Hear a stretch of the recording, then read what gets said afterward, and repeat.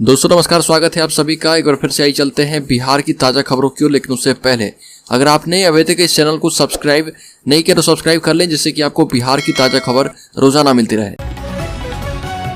पहली बड़ी खबर, राष्ट्रीय लोक जनता दल के अध्यक्ष सह पूर्व केंद्रीय मंत्री उपेंद्र कुशवाहा जदयू से इस्तीफा देने के बाद इन दिनों विरासत बचाओ नमन यात्रा पर निकले हुए हैं।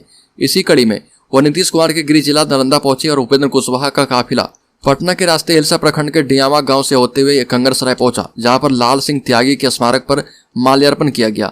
और बिहार शरीफ में जनसभा को संबोधित करते हुए उपेंद्र कुशवाहा ने कहा कि यह विरासत बचाओ नमन यात्रा है और हम उस विरासत की बात करने आए हैं जिस विरासत को आगे ले चलने का दायित्व तो बिहार भर के लोगों ने 2005 में बड़ी कुर्बानी देकर बड़ा संघर्ष करके मुख्यमंत्री नीतीश कुमार को उस विरासत को आगे बढ़ाने का दायित्व सौंपा था। राज्य के जल संसाधन मंत्री संजय कुमार झा ने विधानसभा में जनप्रतिनिधियों के सवाल का जवाब देते हुए कहा कि इस बार बारिश के सीजन में गंगा का जलस्तर बढ़ने पर तटीय इलाकों में कटान के भय से लोगों को दो चार नहीं होना पड़ेगा। इसके लिए सरकार की ओर से पूरी तैयारी कर ली गई है। भागलपुर इंजीनियरिंग कॉलेज के पास 135 मीटर में सुरक्षा के इंतजाम का काम चल रहा है। इसके अलावा इंग्लिश गांव में 740 मीटर और फरक्का में 500 मीटर के दायरे में तेजी से कटान से बचाने के उपाय किए जा रहे हैं। बिहार में गृहरक्षकों की बहाली के लिए जिले में शुरू हो रही है शारीरिक जांच परीक्षा। अभ्यर्थियों की आधार आधारित बायोमेट्रिक जांच की जाएगी। जिलाधिकारी नवादा उदित सिंह ने ITI नवादा में जिले के गृहरक्षकों के स्वच्छ नामांकन हेतु प्रतिनियुक्त अधिकारियों को पारदर्शिता और कर्तव्य निष्ठा के साथ कार्य करने के लिए कई महत्वपूर्ण निर्देश दिए और कहा कि कर्तव्य निष्ठा में किसी प्रकार की लापरवाही करने पर संबंधित अधिकारियों पर विधि सम्मत कार्रवाई सुनिश्चित की जाएगी। और मुख्य प्रवेश द्वार स्थल पर प्रतिनियुक्त दंडाधिकारी को कहा गया है कि केवल और केवल गृहरक्षकों के अभ्यर्थियों को ही अंदर जाने की अनुमति दी जाए। राज्य में 7वें चरण की शिक्षक बहाली में अब आर पार के मुड़ में है अभ्यर्थी। सीटेट बीटेट अभ्यर्थियों का पटना में जोरदार महाजुटान जारी है। बिहार के लाखों शिक्षक अभ्यर्थी नौकरी की तलाश में हैं और इन्हें 7वें चरण की शिक्षक बहाली का इंतजार है, लेकिन सरकार का रुख अब तक पूरी तरह से स्पष्ट नहीं है। ऐसे में बिहार के शिक्षक अभ्यर्थी अब आर पार की लड़ाई के मुड़ में हैं। अभ्यर्थियों का साफ साफ कहना है कि 7वें चरण की शिक्षक बहाली सरकार कब और किस रूल बुक के तहत करेगी। शिक्षकों के लिए समान काम के लिए समान वेतन दिया जाएगा या नहीं, इन सब बातों पर सरकार अपनी स्थिति जल्द से जल्द स्पष्ट करे। बिहार विधानसभा में सुनील सिंह ने कहा कि पूरे देश में 6 करोड़ से अधिक लोग भोजपुरी बोलते हैं। पूरे विश्व में इसकी पहचान बन रही है और इसके बाद विश्व में अश्लीलता परोसी जा रही है। यह कहीं से भी उचित नहीं है।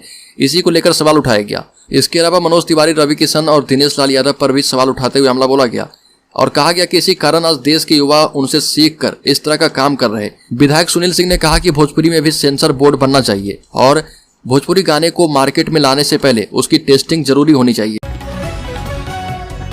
RJD के MLC सुनील कुमार सिंह ने बिहार विधान परिषद में कहा कि जब शराबबंदी पर कानून बन सकता है तो अश्लील गानों पर क्यों नहीं। RJD के MLC सुनील सिंह ने जमकर अपनी नाराजगी व्यक्त की। MLC सुनील सिंह ने भोजपुरी भाषा से जुड़े गीतों में व्याप्त अश्लीलता का मामला उठाया। सुनील सिंह ने कहा कि भोजपुरी की जो मिठास है वो कोयल की बोली से कम नहीं है। इस मामले को आगे बढ़ाते हुए सुनील सिंह ने भाजपा पर अश्लील गीतों को बढ़ावा देने का आरोप मढ़ दिया। लैंड फॉर जॉब स्कैम में तेजस्वी यादव से 25 मार्च को पूछताछ। दिल्ली हाईकोर्ट ने कहा कि CBI के सामने पेश हो। जांच एजेंसी ने कहा कि गिरफ्तार नहीं करेंगे। लैंड फॉर जॉब स्कैम मामले में दिल्ली हाईकोर्ट से तेजस्वी यादव को बड़ा झटका लगा है। कोर्ट ने तेजस्वी की CBI के समन को रद्द करने वाली याचिका को खारिज कर दिया है और ये कहा कि तेजस्वी को 25 मार्च को सुबह 10:30 बजे CBI दफ्तर जाना ही होगा। सुनवाई के दौरान तेजस्वी के वकील ने दिल्ली हाईकोर्ट में कहा कि अगर तेजस्वी एजेंसी के सामने पेश होंगे तो उन्हें गिरफ्तार कर लिया जाएगा। इसके बाद CBI ने कोर्ट से कहा कि हमारा उन्हें गिरफ्तार करने का इरादा नहीं है। हम चाहते हैं कि वो पेश हों क्योंकि उन्हें कुछ दस्तावेज दिखाने हैं। अगर वो वीडियो कॉन्फ्रेंसिंग के जरिए पेश होते हैं तो उससे कोई फायदा नहीं होगा। राज्य में मुखिया संघ को विधानसभा घेराव करने से पहले पुलिस ने रोका। कहा कि मांगे पूरी नहीं की गई तो सरकार को चुनाव में अंजाम भुगतना होगा।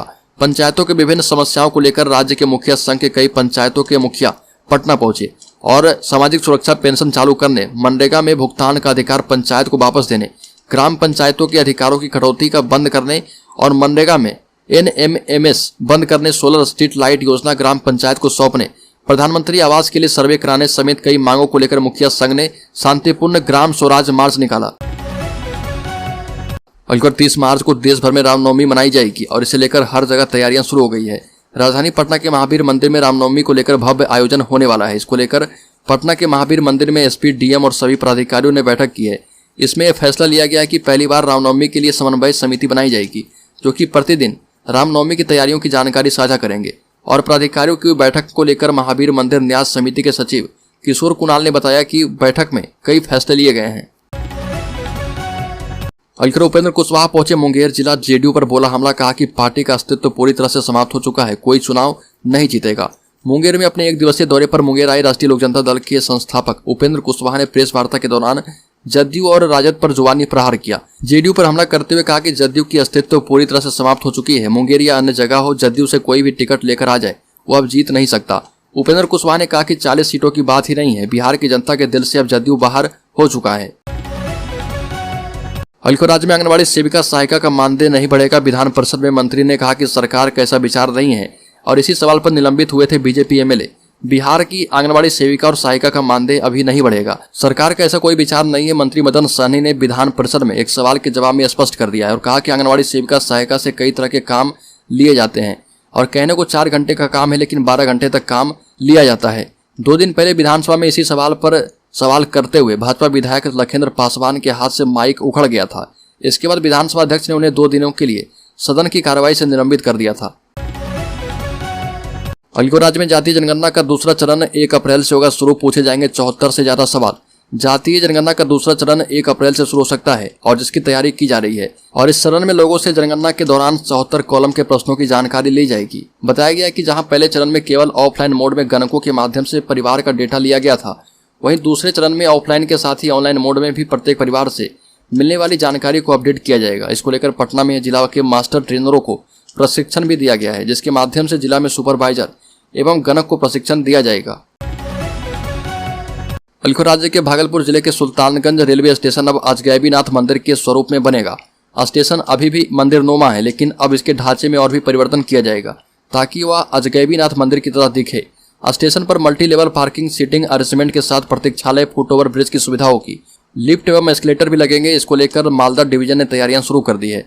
वास्तुकला डिजाइन का काम नोएडा की मोटरेस इंडिया को दिया गया है और एजेंसी की टीम ने सर्वे भी शुरू कर दिया है। अलकर पप्पू यादव का बड़ा दावा, बोले सत्ता में आए तो राज्य में अनिवार्य शिक्षा लागू कर देंगे।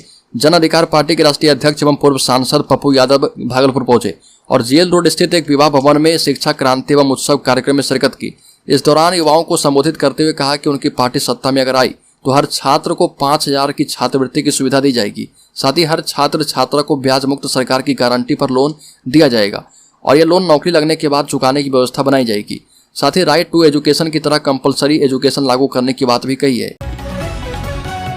अलकर राज्य के शिक्षा मंत्री ने कहा कि आंदोलन व्यर्थ है, नई रूल बुक जल्द सामने आएगी। शिक्षक अभ्यर्थी बार के आश्वासन के बाद गुस्से में है। शिक्षा मंत्री कई बार ट्वीट कर कह चुके हैं कि 7वें चरण का शिक्षक नियोजन नई नियमावली के तहत होना है और इसको लेकर नई शिक्षक नियमावली बनकर तैयार है। शिक्षा मंत्री चंद्रशेखर यादव ने कहा कि आंदोलन व्यर्थ है, नई रूल बुक जल्द ही सामने आएगा। अलकर बिहार में बनेंगे 23 फुटबॉल स्टेडियम, 27 प्रखंडों में नए आउटडोर स्टेडियम के निर्माण को मिली स्वीकृति। सिटिंग स्टैंड और एथलेटिक ट्रैक भी होंगे। मुख्यमंत्री खेल विकास योजना के अंतर्गत बिहार राज्य के हर एक प्रखंड में एक आउटडोर स्टेडियम का निर्माण का लक्ष्य है।